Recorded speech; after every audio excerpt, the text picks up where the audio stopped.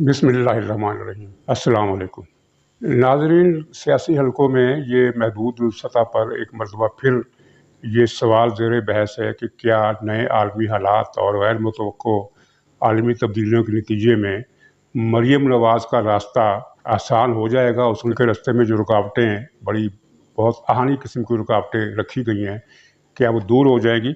और इस बहस को तक़वियत मरीम नवाज़ के कल के खिताब से भी मिलती है जो उन्होंने अखबार नवीसों से किया, और जिसमें एक नया ये मंजर में देखने को मिला कि रेंजर्स के सिपाही तस्वीरें लेते रहे। और मरीम ने इस पर तर्ज भी किया कि मेरा ख्याल था कि ये कुछ सवाल जवाब भी करेंगे, लेकिन वो सिर्फ तस्वीरें बनाने तक, वीडियो बनाने तक महदूद रहे। तो इस प्रेस टॉक में उन्होंने जो कुछ कहा वो बहुत सख्त था। उसमें एक तो उन्होंने खैर डील के तासुर की नफ़ी की, जिससे ये सवाल पैदा होता है कि अगर डील नहीं तो फिर क्या मुज़ाहमत का रास्ता इख्तियार किया जाएगा, क्योंकि अभी तक मुज़ाहमत का रास्ता इख्तियार करने के आसार कोई वाज़ेह नज़र नहीं आ रहे। सिर्फ इस बयानात से तो मुज़ाहमत की सियासत नहीं होती, इसके लिए तो पूरा प्रोग्राम बनाना पड़ता है। और वो प्रोग्राम बनाने वाला जो इत्तेहाद था PDM, वो तकरीबन ख़त्म हो चुका है। शहबाज शरीफ ने मुस्लिम लीग की नुमाइंदगी करके ये बज़ाहिर साबित कर दिया या दिखा दिया कि PDM से मुस्लिम लीग नून भी कम से कम अमली तौर पर निकल चुकी है, अपना रास्ता अलग इख्तियार कर चुकी है। बहरहाल मरीम ने 2-3 बातें बड़ी सख्त की। एक तो उन्होंने ये कहा कि खारजा पॉलिसी बनाना आपका काम नहीं। वो किनसे मुखातिब थी, ये फिक्रे से साफ ज़ाहिर है। और साथ ही ये भी कहा कि आपको वोट चोरी करने का सिलसिला बंद कर देना चाहिए। इस तरह की मज़ीद बातें भी की। इस खिताब से तो ज़ाहिर होता है कि डील या मुफाहमत का जो मामला है वो सिर्फ शहबाज शरीफ की हद तक महदूद है, जो अमलन मुस्लिम लीग नून से अलहदगी इख्तियार कर चुके हैं, अगरचे वो इसका ऐलान नहीं करेंगे। और शेख रशीद की पेशगोई जो है वो पहली मरतबा पूरी होती हुई नज़र आती है। तो मरीम नवाज़ के रास्ते में रुकावटें क्या है, इसका जिक्र मैं इस हवाले से करूँगा कि जब इमरान खान को हुकूमत दी गई, हुकूमत पर बिठाया गया, अदलिया और लैब के फैसलों के बाद इलेक्शन हुए, और उस इलेक्शन में जिस तरह बहुत बड़ी वोट चोरी की गई, बल्कि डाका डाला गया, उसके बाद इमरान खान को बिठाया गया, तो 2-3 अहम ब्रीफिंग्स हुई। एक ब्रीफिंग मीडिया मालकान के साथ थी, और एक दो मीटिंग्स कुछ एंकर्स, जो सिलेक्टेड किस्म के एंकर्स थे, और अखबारात के एडिटर और कुछ सीनियर सहाफ़ी, जिनके नामों की ज़ाहिर है बहुत छानबीन के बाद, छान फटक के बाद मंजूरी दी गई थी, उनको बुलाया गया। तो इन मीटिंग्स में, इन ब्रीफिंग्स में ये वाज़ेह तौर पर कहा गया कि हम मरीम नवाज़ को किसी सूरत इक़्तिदार में नहीं आने देंगे, और ये भी कहा गया कि मरीम नवाज़ जो है वो नवाज़ शरीफ से भी बड़ा ख़तरा है। और नाज़रीन, शायद आपने कप्तान के ज़ाती कालम नगार जो TV प्रोग्राम भी करते हैं, अपने प्रोग्राम में ये कहते हुए सुना होगा। वो 3-4 मरतबा ये बात कह चुके हैं कि मरीम नवाज़ को वज़ीर आज़म बनने की इजाज़त देने का सवाल ही पैदा नहीं होता। तो ज़ाहिर है ये बात उन्होंने इन ब्रीफिंग की रोशनी में की। वो इमरान खान के ज़ाती खिदमतगार हैं, उनके इमरान खान से फीडबैक लिया होगा, कुछ मालूमात ली होंगी, और कुछ इधर उधर से। अब गेट नंबर 4 की भी वो काफ़ी करीब बताए गए हैं। तो कहने का मतलब ये था कि ये तय था कि मरीम नवाज़ को किसी भी सूरत इक़्तिदार में आने की इजाज़त नहीं दी जाएगी। लेकिन ये फ़ैसला 3 मफरूज़ों की बुनियाद पर किया गया था। पहला मफरूज़ा ये था कि सदर ट्रंप 10 साल तक हुकूमत करेंगे। ये मफरूज़ा पूरा नहीं हुआ। ट्रंप, अमेरिका की तारीख़ में ये मुनफरिद वाक़या हुआ जो कभी कभी होता है कि एक सदर दूसरी मरतबा मुंतखब ना हो सके, वरना ज़्यादातर सदूर 2-2 टर्म पूरी करके रिटायर हुए हैं। तो ये ट्रंप वाली बात पूरी नहीं हुई। दूसरा मफरूज़ा ये था कि ट्रंप के ऐलानात के बावजूद अमेरिका को अफ़गानिस्तान से निकलने नहीं दिया जाएगा, और अमेरिका की इस्टेब्लिशमेंट ट्रंप के इक़दामात को नाकाम बना देगी। और ये मफरूज़ा जुज़वी हद तक दुरुस्त निकला कि जब तक ट्रंप रहे, वो अपनी पूरी कोशिशों, ऐलानात के बावजूद वो अफ़गानिस्तान से अमेरिकी फ़ौज को नहीं निकाल सके, क्योंकि पेंटागन इसका मुखालिफ था। लेकिन जो बाइडन, जिसके बारे में ये पेश हुई थी कि वो अमेरिका को तवील मुद्दत के लिए अफ़गानिस्तान में रखेंगे, उन्होंने उसका उलट किया और पेंटागन से और ब्यूरोक्रेसी से भी अपनी बात मनवा ली, और अमेरिका अफ़गानिस्तान से निकल गया। तीसरा मफरूज़ा ये था कि इमरान खान कुछ करके दिखाएगा, और इसके लिए पूरी रियासती ताकत और रियासती वसाइल के इस्तेमाल से मीडिया पर पाबंदियाँ लगाकर इमरान खान को एक देवता बनाकर पेश किया गया, और उसकी शख्सियत तराशी के लिए बेपनाह सलाहियतों का इस्तेमाल किया गया, सरमाए का भी इस्तेमाल किया गया, वसाइल का भी इस्तेमाल किया गया, और दिमागों को ढूंढ ढूंढ कर लाया गया, जो दिन रात इस बुत को तराशते रहे और उसको देवता बनाकर पेश करते रहे। नाज़रीन, इमरान खान देवता तो साबित हुआ, लेकिन तबाही का, यानी गॉड ऑफ डिस्ट्रक्शन। गॉड जहाँ छुट्टी जी से, और जहाँ इसके माने खुदा की नहीं है बल्कि देवता के हैं। यहाँ ज़मीनी तौर पर मैं अर्ज़ करूँगा कि यूनानी देवमाला में परसिस देवता तबाही का देवता है, और इसमें दिलचस्प बात यह है कि तबाही की देवी, यानी जिसको कहा जाता है goddess of black magic and which craft, उसका नाम है हिकाटे। ये उसके घर में थी, उसकी बीवी नहीं, उसकी बेटी थी। यानी बाप तबाही का देवता और बेटी जादू की और विच क्राफ्ट की देवी। इन दोनों की मुश्तरका कोशिशों से तबाही आती है। तो बहरहाल इस मिसाल का हम इतलाक पूरी तरह इमरान खान पर नहीं करते, लेकिन आप बहरहाल जानते हैं कि यहाँ क्या हुआ, क्या सुनने में आ रहा है। तो इमरान खान तबाही का देवता साबित हुआ, जिसने मईशत से लेकर ज़राअत तक हर चीज़ को तबाह कर दिया। और उसकी तफसील बच्चों को पता है, उसकी दोहराने की ज़रूरत नहीं। अब उसमें एक नया इमरान खान को ताज मिला है, नया एजाज़ मिला है, नया तमगा मिला है, और वो मिला है आलमी तंजीम रिपोर्टर्स विदाउट बॉर्डर्स। ये बहुत बड़ी तंजीम है और बहुत बाअसर समझी जाती है। इसलिए अपनी ताज़ा रिपोर्ट में इमरान खान को सहाफ़त के हवाले से प्रीडेटर करार दिया है। प्रीडेटर का माना बताने की ज़रूरत नहीं है, भेड़िया, लगड़बग्गा, मगरमच्छ, इन सबको प्रीडेटर कहा जाता है।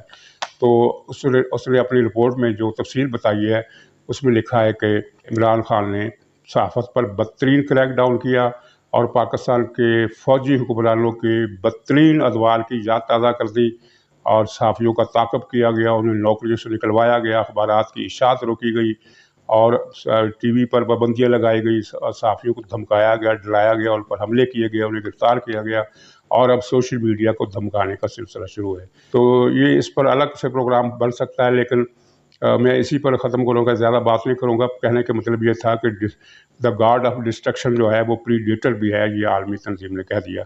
तो बात हो रही थी मरियम नवाज़ के हवाले से मफरूज़ों की। तो वो तीनों मफरूज़े जो थे वो इस तरह गलत साबित हुए कि ट्रंप दूसरी मुद्दत पूरी नहीं कर सके और अफ़गानिस्तान से अमेरिका को निकलना पड़ा, जिसकी वजह से पाकिस्तान का सर दर्द जो है न सिर्फ ये है कि बहाल हो गया है, बल्कि कई गुना ज़्यादा बढ़ गया है।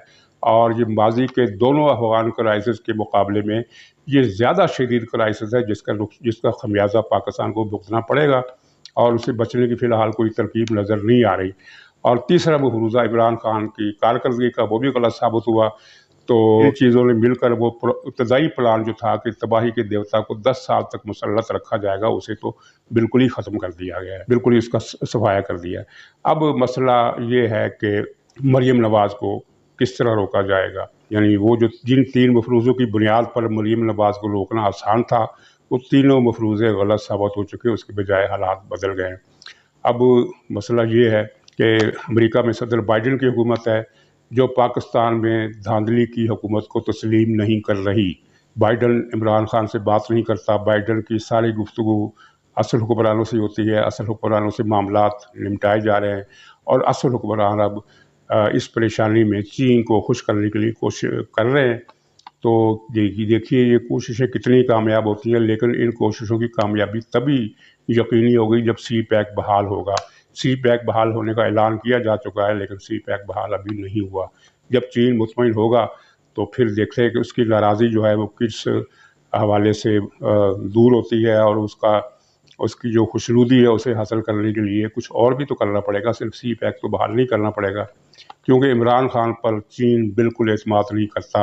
इमरान खान को अगर सोने का बनाकर भी पेश किया जाए तो चीन अच्छी तरह जानता है कि इमरान खान का माजी क्या है, इसके राब्ते क्या है, फॉरेन फंडिंग स्कैंडल में कौन कौन से मुल्क इसके साथ हैं। ख़ास तौर पर भारत और अमेरिका का जो लिंक है, इसराइल का लिंक तो चीन के लिए इतना परेशान नहीं है, क्योंकि चीन के इसराइल के साथ बहुत अच्छे ताल्लुकात हैं। लेकिन भारत और अमेरिका के साथ चीन, ये इमरान खान का जो कनेक्शन है बड़ा गहरा, और वो भी ख़ास किस्म के लॉबी के साथ। तो चीन किसी भी सूरत इमरान खान का माजी भुलाने के लिए तैयार नहीं है, और ना ही वो इत्मीनान करने के लिए तैयार है। ख़ास तौर पर जब आप ये देखें कि ये जो झुकने वाला है वो इसलिए झुक रहा है कि उसके सामने और कोई चाराकार नहीं रहा, तो फिर वो इत्मीनान का सवाल ही पैदा नहीं होता, क्योंकि वो ये समझ जाता है कि ये किसी गुडविल के तहत नहीं झुक रहा, बल्कि मजबूरी के तहत झुक रहा है, एक परेशानी के तहत झुक रहा है। تو یہ چین کا مسئلہ بھی ہے۔ اور دوسری جو میں اصل بات کر رہا تھا جو بائیڈن کی، جو بائیڈن عمران خان سے بات کرنے کا روادار نہیں ہے، کیونکہ وہ اسے جعلی حکومت سمجھتا ہے۔ تو سوال یہ پیدا ہوتا ہے کہ کیا جو بائیڈن الیکشن میں، جو کسی بھی وقت ہو سکتے ہیں اس سال یا کسی بھی وقت ہو سکتے ہیں، میں اس کی تاریخ نہیں دے رہا، کوئی پیش گوئی نہیں کر رہا، لیکن یہ الیکشن ہوں گے اور قبل از وقت ہوں گے، اس کی وجہ میں بتاتا ہوں قبل از وقت کیوں ہوں گے۔ تو جب بھی الیکشن ہوں گے تو کیا جو بائیڈن ماضی کا وہ مرحلہ دوبارہ آتے ہوئے قبول کر لے گا کہ جب بے پناہ دھاندلی کر کے عمران خان کو حکومت دلوائی گئی تھی؟ اس کے بجائے میرا خیال یہ ہے کہ جو بائیڈن شفاف الیکشن کے لیے دباؤ استعمال کرے گا، اور اگر شفاف الیکشن نہ ہوئے تو پاکستان اور امریکہ کے تعلقات جو ہیں وہ زیادہ متاثر ہوں گے۔ اور رہی الیکشن پہلے کروانے کی بات، تو یہ دلچسپ اطلاع، بڑی سنجیدہ اطلاع ہے، لیکن اس میں ایک مزاحیہ پہلو بھی ہے۔ عمران خان کو مشورہ دیا ہے ناصحین نے، ان کے جو شبھ چنتک ہیں، جہاں بھی جن اداروں میں بھی ہے، جہاں میڈیا میں ہے یا دوسرے اداروں میں، انہوں نے مشورہ دیا ہے کہ جسٹس فائز عیسیٰ کہ چیف جسٹس سے بننے سے پہلے الیکشن کروا دو، کیونکہ اگر یہ شخص چیف جسٹس بن گیا تو یہ ثاقب نثار بننے سے انکار کر دے گا۔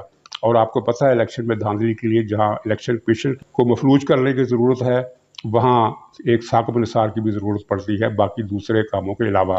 تو ثاقب نثار، اس کا ایک مطلب یہ بھی نکلتا ہے کہ عمران حکومت کو یہ اندازہ ہو گیا ہے کہ جسٹس قاضی فائز عیسیٰ کو برطرف کرنا اس کے بس میں نہیں ہے، اگرچہ حال ہی میں انہوں نے کوئی اور کوشش بھی کی تھی، کوئی نیا ریفرنس لانے کی، کوئی نئی سازش رچانے کی کہ فائز عیسیٰ کا رستہ روکا جا سکے۔